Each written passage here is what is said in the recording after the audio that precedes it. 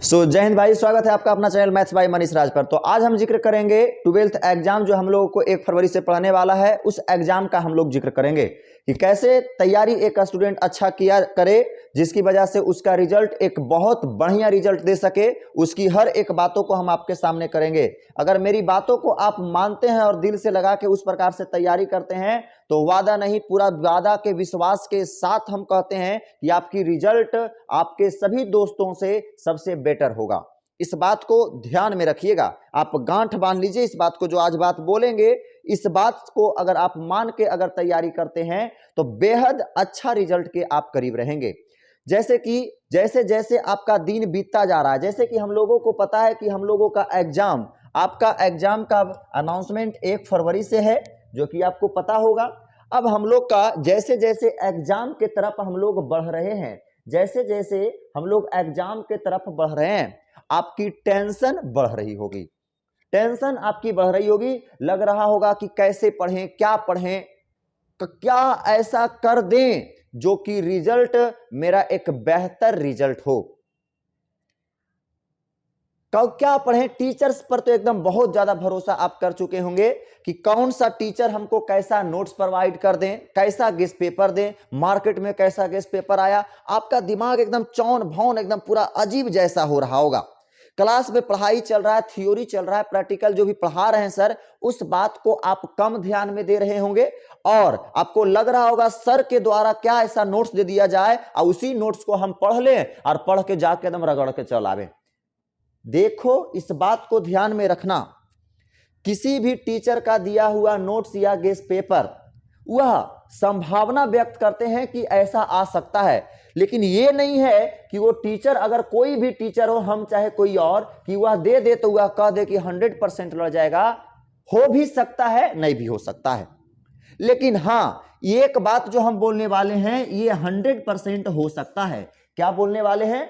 जैसे कि जो भी टीचर अभी तक, जैसे कि हम अपना ही बात करते हैं, बायो का 16 चैप्टर है, तो उस चैप्टर में जो हम लोग पढ़े हैं, जो हमने बताया है, एक एक लाइन, जो एनसीईआरटी का एक एक लाइन आपको कवर किया है, उसी एक एक लाइन से सवाल बनेगा। अर्थात जो आप अपना दिमाग को चौन भौन किए रखे हैं कि क्या पढ़ें, क्या ऐसे करें, क्या करें जो आ जाए, बस वही काम करो जो आपको क्लास में थ्योरी के रूप में बताया गया है। ज्यादा दिमाग मत लगाओ कि हमें मार्केट से गेस्ट पेपर लाना है, फलाना सर का गेस्ट पेपर, फलाना सर का गेस्ट पेपर। इससे आप डीमोटिवेट होते जाओगे। आप जब जब किताब खोलोगे उसमें भी से कोई टीचर का आप गेस्ट पेपर खोल के बैठोगे तो लगेगा अरे इस सर के लड़ता हो कि नहीं लड़ता हो रे, चल इस सर वाला देखते हैं।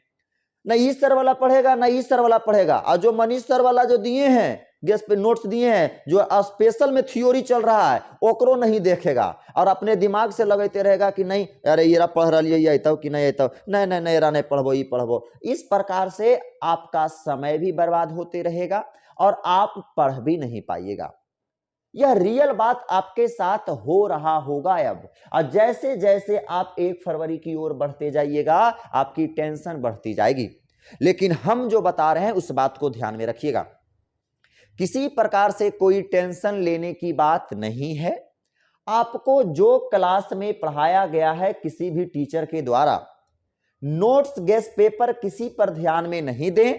जो टीचर आपको थ्योरी के रूप में क्लास में करवाए हैं उस थ्योरी को ही आपको पढ़ना है।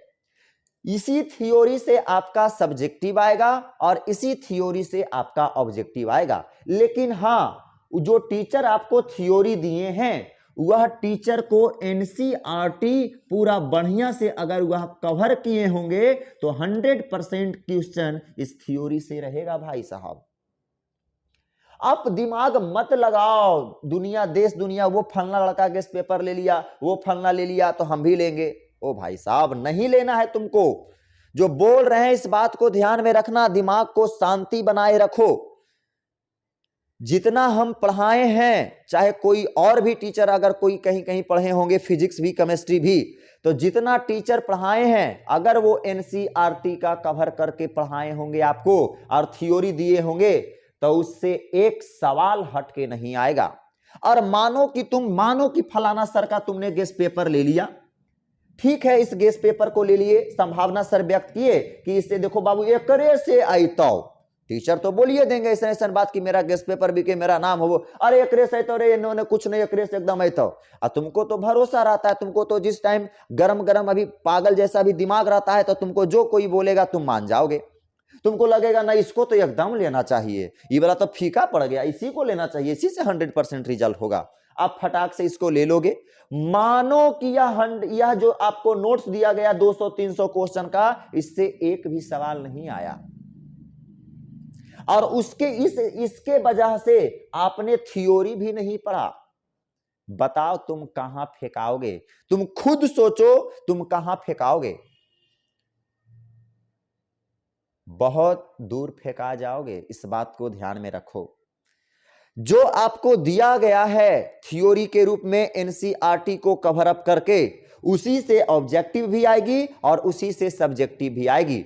जहां तहां देश दुनिया की बातें ना करो, आज से शुरू करो। हम बता रहे हैं कि आज से आप शुरुआत करना। आज आपका कितना आपका 13 नवंबर हो गया, अभी 2.5 मंथ आपका समय बचा हुआ है। एक अच्छा समय है आपके लिए, 2.5 मंथ का आपका अभी समय है। आप आसान तरीके से आप यह 2.5 मंथ को पढ़ सकते हो। क्या करना, आज से जो भी चैप्टर मेरे द्वारा पढ़ाया गया है, पहला चैप्टर को उठाना, जैसे कि रिप्रोडक्शन इन ऑर्गेनिज्म हमने उठा लिया, जीवों में प्रजनन, और उस जीवों में प्रजनन को जो हमने एक एक लाइन पढ़ाया है, वह एक एक लाइन को पढ़ लेना। उसके बाद आपके पास अगर ऑब्जेक्टिव टाइप क्वेश्चन आपके पास मौजूद है, तो अब तुम क्या करना, उससे बनाना कि क्या हमारे ऑब्जेक्टिव टाइप क्वेश्चन हमसे बन रहे हैं कि नहीं बन रहे हैं।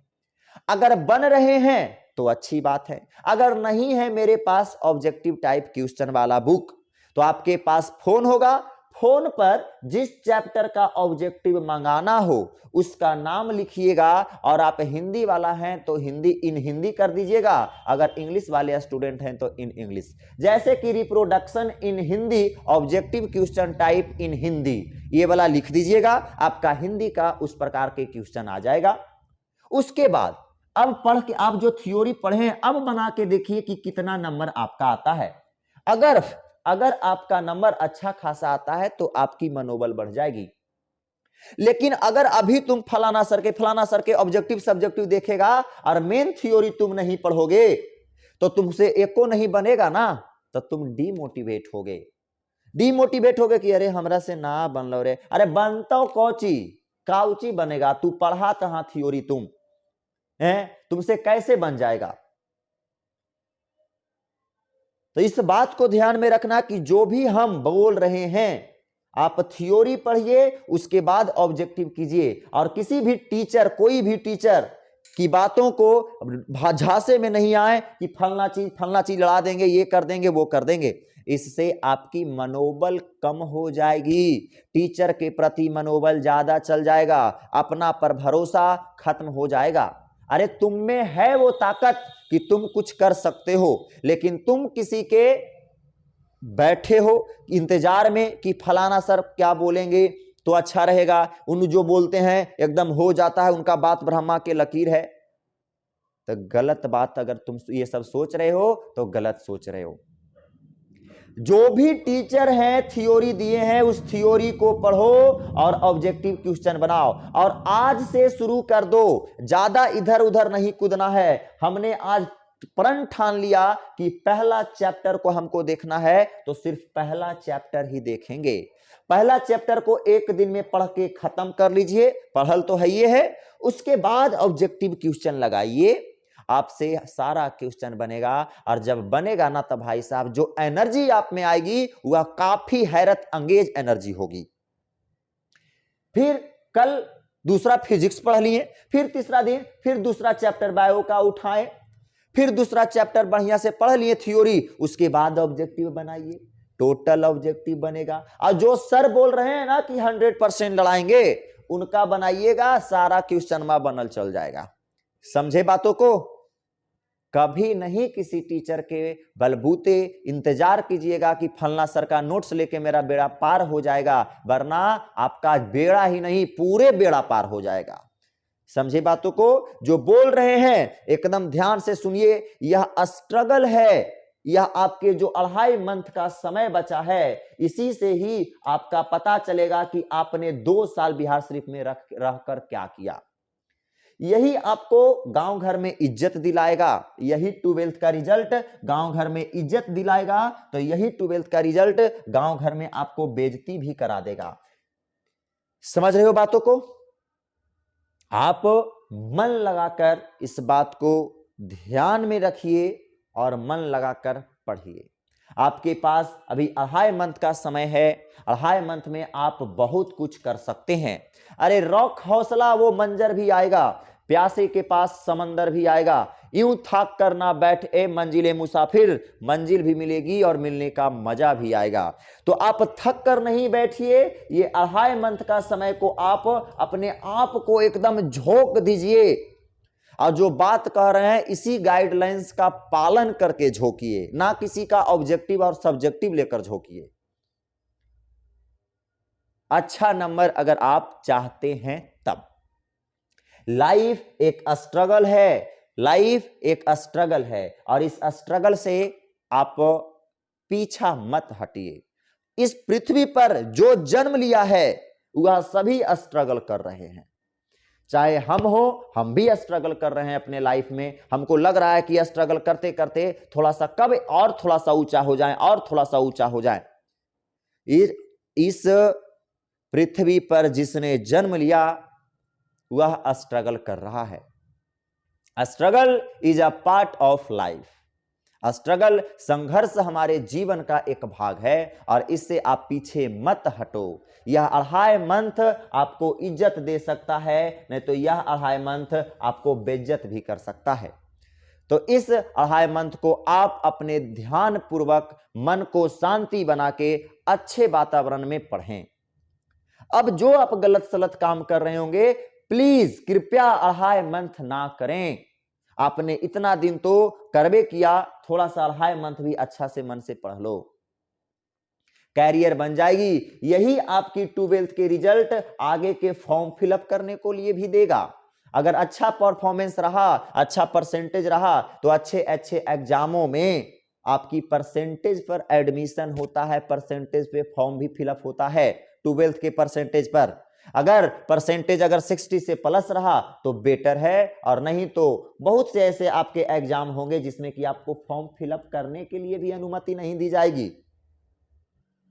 तो इस बात को ठानिए और अच्छे तरीके से पढ़ना आज से ही स्टार्ट कीजिए, आज से ही स्टार्ट कीजिए। इस जिंदगी में हर कोई संघर्ष कर रहा है, आप इकलौता नहीं है संघर्ष करने वाले। हर एक कोई इस पृथ्वी पर संघर्ष कर रहा है और जो संघर्ष से पीछे नहीं हटा वही एक दिन विजेता कहलाया, वही अपना एक दिन परचम्मन ऊपर की ओर लहरा दिया। इस बात को ध्यान में रखिए और आज से ही आप अपना पढ़ाई को स्टार्ट कीजिए। और हां, आपके लिए जैसे कि हमने बोला कि पहला चैप्टर याद करना है, पहला चैप्टर को आप याद कीजिएगा। उसके बाद हम आपके लिए जो कर रहे हैं, देखिएगा क्या कर रहे हैं। ये देखिए, जैसे कि हम सवाल आपके सामने ये ले चल आए हैं। पहला चैप्टर से लाया जीवों में जनन, बोले तो रिप्रोडक्शन इन ऑर्गेनिज्म। अब हम इसमें आपसे सवाल, जैसे कि आप पहला चैप्टर अगर याद करके आओगे ना, तो ये जो सवाल है ना खटखट बना दोगे। ये जो भी सवाल आप देख रहे हो खटखट बना दोगे। लेकिन हाँ, जो हम आपको दिए हैं अगर वो काम कर आज से करना स्टार्ट करोगे तब। जैसे कि आज का चैप्टर हमने कहा आपने पढ़ के लाया, फिर हमने इसका एनालिसिस आपके ऑनलाइन के जरिए ऑब्जेक्टिव और सब्जेक्टिव दोनों हम करा देंगे।